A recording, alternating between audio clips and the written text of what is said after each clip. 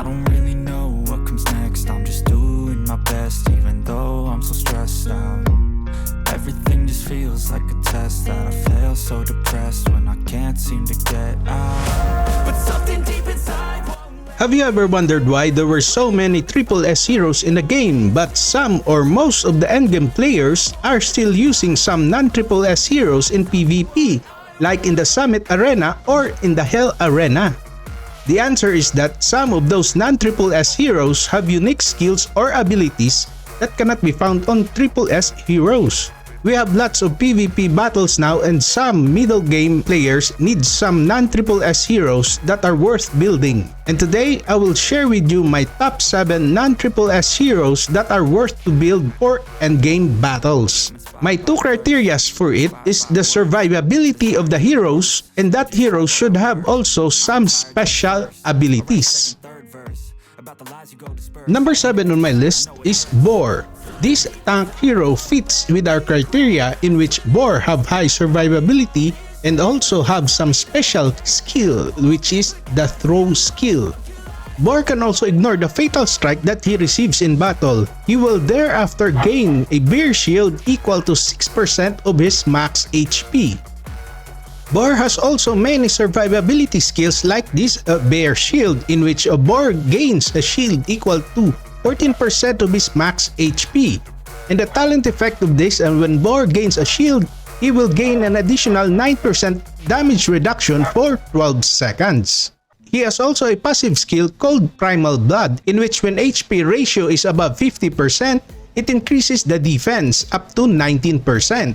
Boar ultimate skill called Wrath is also a survivability skill, in which when Boar's HP falls below 70%, damage deducts from his max HP instead of his current HP. So the bonus talent effect of this ultimate skill is that for every 10% health loss, Boar will get a 2% permanent damage reduction. So the best equipment for Boar is the Herald set and the Vigorous set, provided you have HP main stats on gloves, helmet, and boots, and you can also use damage reduction on boots.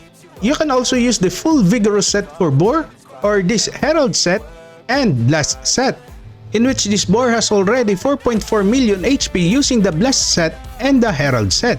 And when I'm using this full Vigorous set, he will have a 4.9 million HP. And when I'm using this Herald set and the Vigorous set, Boar will have a 4.7 million HP, in which this is already very decent for this tank hero, provided this hero should be at Immortal 5 and at EX 20 at least. In addition, this hero is also a candidate for Hyper Evolution priority. Number 6 on my list is Oisa. The best defensive and offensive survivability skills of Oisa is this Shield of Light, and also it has an immunity to control effects. It also increases the defense of same row ally by 20% for 5 seconds when the shield is lifted. The best thing about this Shield of Light is because it has a dual exclusive effects, in which this first exclusive effects is that it increases the defense of allies by 25% when receiving the shield. And the next exclusive effects is that enemies that inflict damage on allies affected by the shield have 25% chance to be stunned for 2 seconds, and this is accuracy based. His common skill called Light Impact has a 70% chance to knock down the enemy, and this skill triggers few seconds after the battle commences.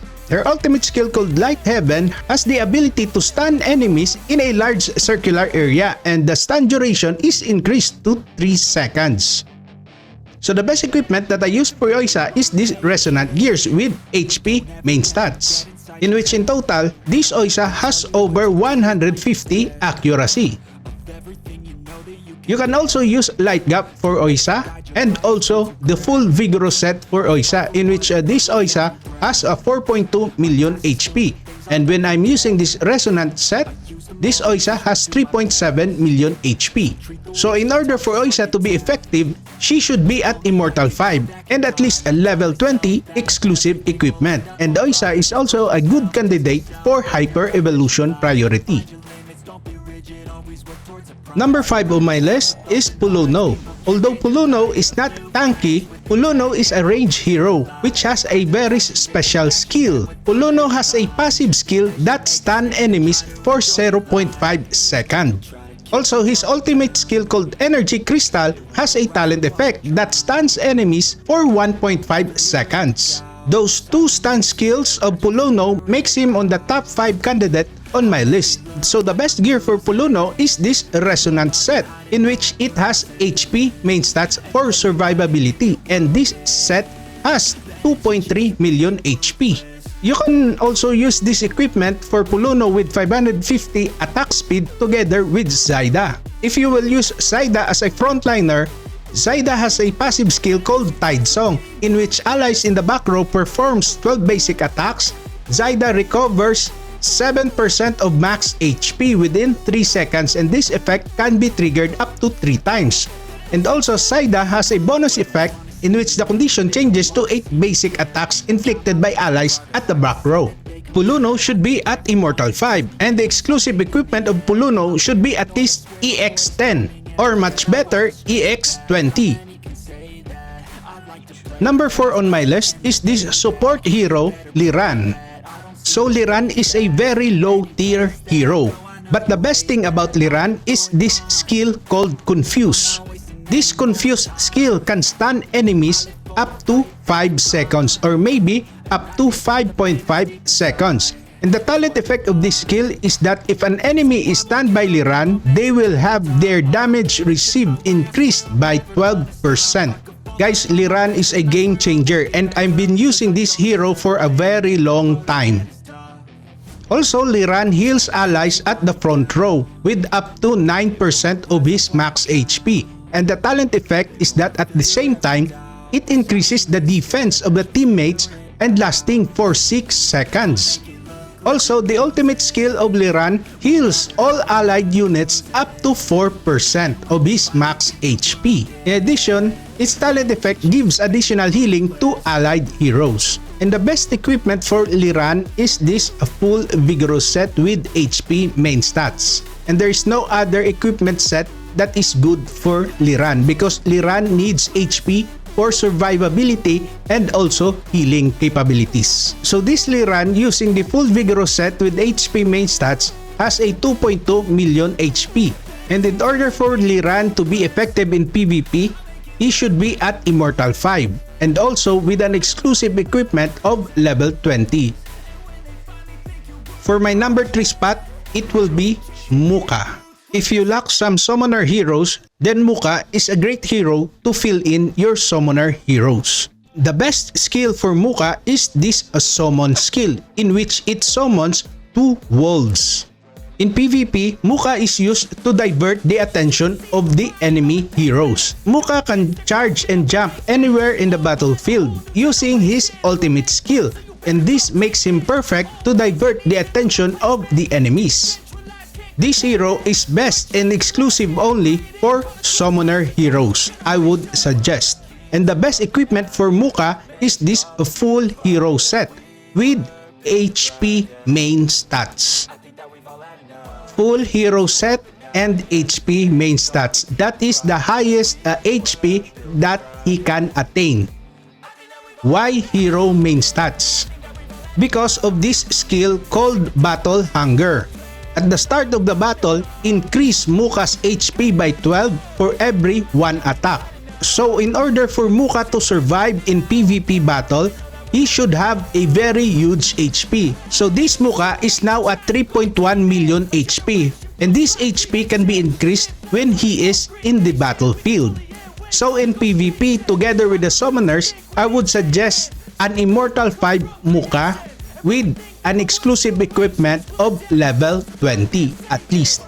This exclusive equipment increases his HP and also his damage reduction for survivability.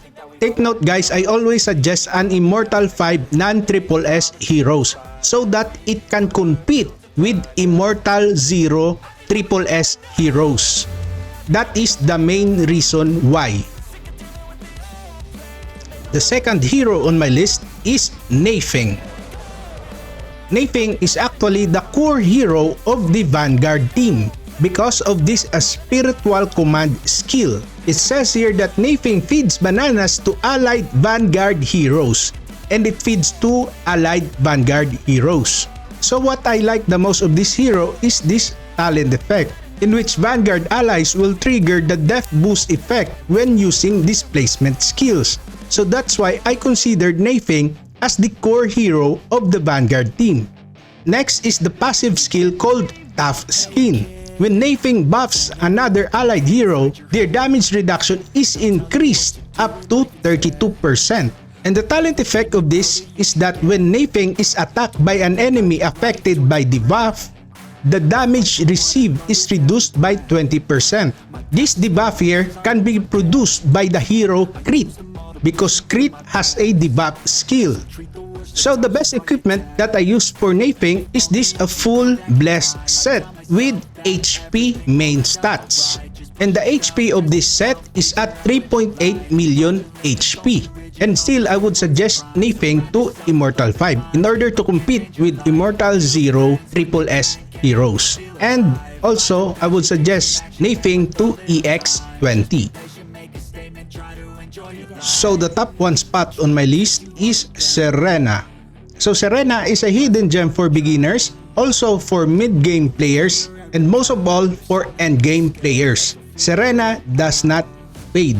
Serena is very versatile and can be a tank for beginners in some game modes. So the best skill for Serena is her ultimate skill, because all of the talent effects and exclusive effects are focused on her ultimate skill. If you will check this bonus effect under the talent effect, you will see these exclusive effects in which you can count 1, 2, 3, 4. And there were 4 exclusive effects of Serena. And these exclusive effects are the Guardian Angel, in which the healing effects of Serena shall be increased by 20%. Again, the Guardian Angel, the healing effects of Serena shall be increased by 30%. And still, this is the Guardian Angel, in which when Guardian Angel is chanting, all allied units have their defense increased based on Serena's max HP. The defense buff shall not exceed by 40%. And last, this is still the Guardian Angel, in which the healing effects is increased by 40%. And the upper limit of defense buff is increased to 70%.